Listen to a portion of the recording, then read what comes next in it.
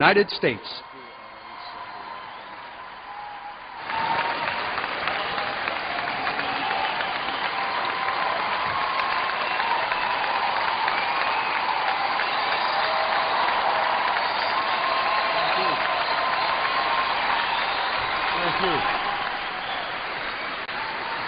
Thank you. Shukran. Thank you very much. Thank you very much. Thank you very much. Please. Thank you. Thank you. Thank you so much. Good afternoon.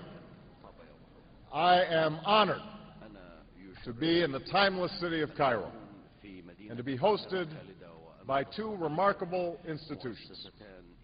For over 1,000 years, Al-Azhar has stood as a beacon of Islamic learning. And for over a century, Cairo University has been a source of Egypt's advancement. And together, you represent the harmony between tradition and progress.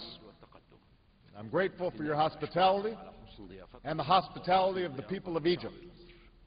And I'm also proud to carry with me the goodwill of the American people and a greeting of peace from Muslim communities in my country. Assalamu alaikum.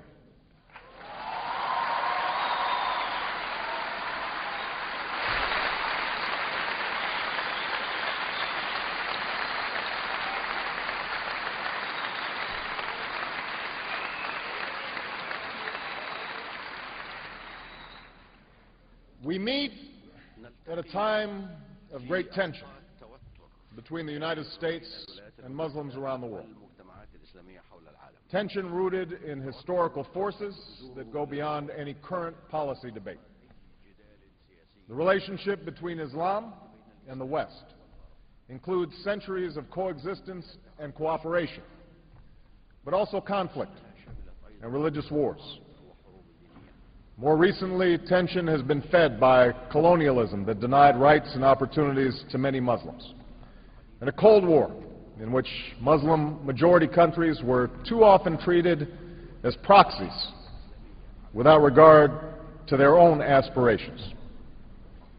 Moreover, the sweeping change brought by modernity and globalization led many Muslims to view the West as hostile to the traditions of Islam. Violent extremists have exploited these tensions in a small but potent minority of Muslims.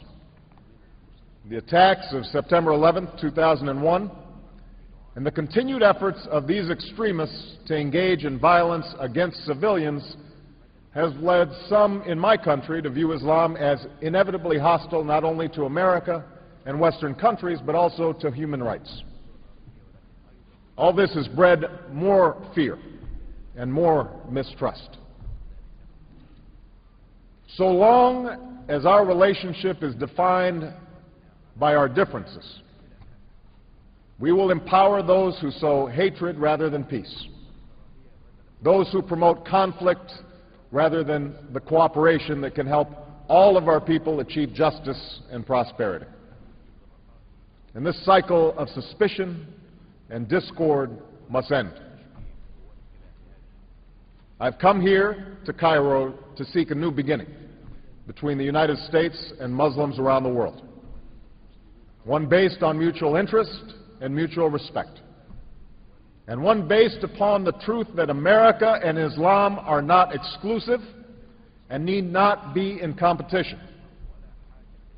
Instead, they overlap and share common principles.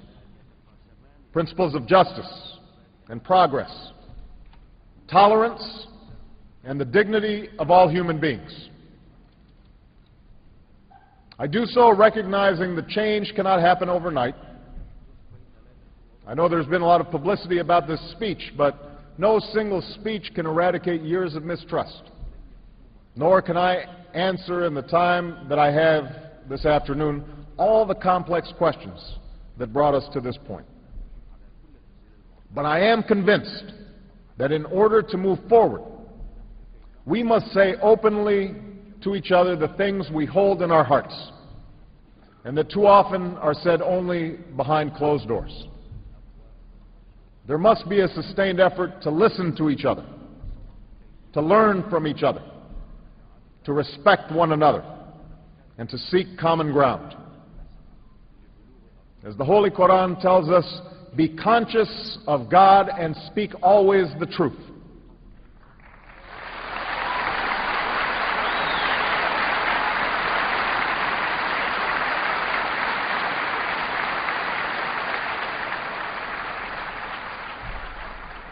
That is what I will try to do today, to speak the truth as best I can, humbled by the task before us, and firm in my belief that the interests we share as human beings are far more powerful than the forces that drive us apart.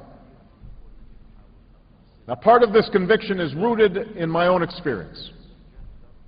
I'm a Christian, but my father came from a Kenyan family that includes generations of Muslims. As a boy, I spent several years in Indonesia and heard the call of the azan at the break of dawn and at the fall of dusk. As a young man, I worked in Chicago communities where many found dignity and peace in their Muslim faith. As a student of history, I also know civilization's debt to Islam. It was Islam at places like Uluzar that carried the light of learning through so many centuries, paving the way for Europe's Renaissance and Enlightenment. It was innovation in Muslim communities.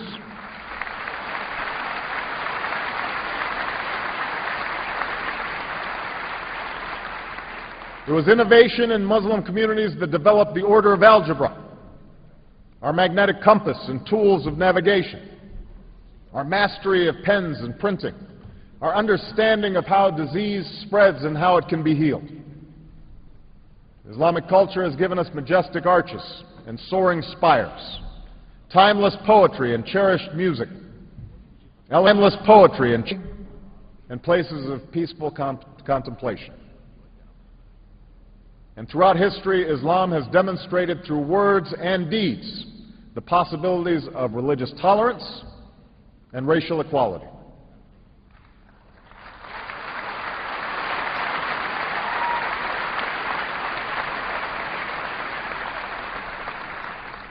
I also know that Islam has always been a part of America's story. The first nation to recognize my country was Morocco. In signing the Treaty of Tripoli in 1796, our second president, John Adams, wrote, "The United States has in itself no character of enmity against the laws, religion, or tranquility of Muslims." And since our founding, American Muslims have enriched the United States. They have fought in our wars, they have served in our government, they have stood for civil rights, they have started businesses, they have taught at our universities, they've excelled in our sports arenas, they've won Nobel Prizes, built our tallest building, and lit the Olympic torch. And when the first Muslim American was recently elected to Congress, he took the oath to defend our Constitution using the same Holy Quran that one of our founding fathers, Thomas Jefferson, kept in his personal library.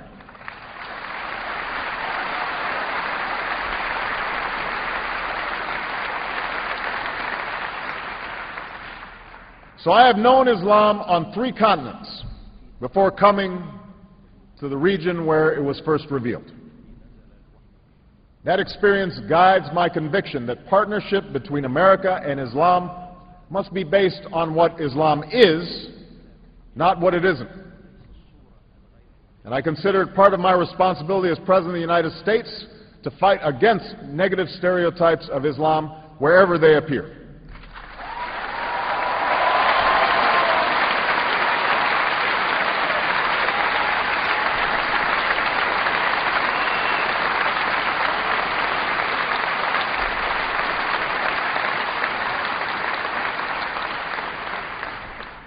But that same principle must apply to Muslim perceptions